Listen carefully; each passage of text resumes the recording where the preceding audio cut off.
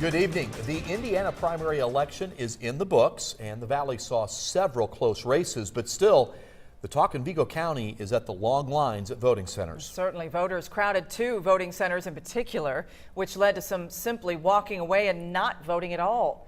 In tonight's top story, News 10's John Swanner spoke with Vigo County's clerk to see what he hopes to improve upon before the November election. Vigo County Clerk Dave Crockett said overall, the 2014 primary election and the first-time use of voting centers went well. But Crockett admits he and the election board certainly have things they can improve upon to make the voting process better for everyone. And I hope people try to, in the fall, to take more advantage of the early voting part of it. The idea behind voting centers was to make it accommodating for you to vote early, as you could vote at any voting center at any time. Many voters didn't realize that, and they frequented the same place as many other voters, Baszler's Market and Kroger North.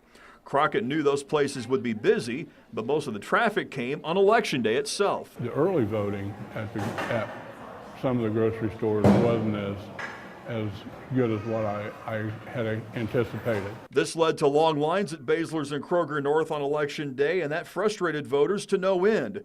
The board even turned to News 10 to help get word out about other voting centers just to ease the traffic at the grocery stores. There are places that you probably drove past to get to another place to go vote. Crockett said the long lines even affected when his office could release election results to the public.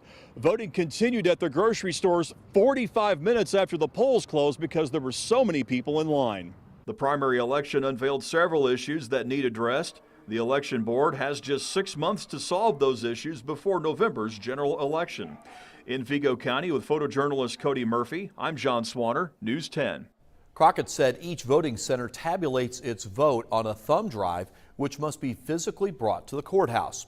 He and the board plan to ask the county's vendor if there's a better solution so that results can be made public more quickly.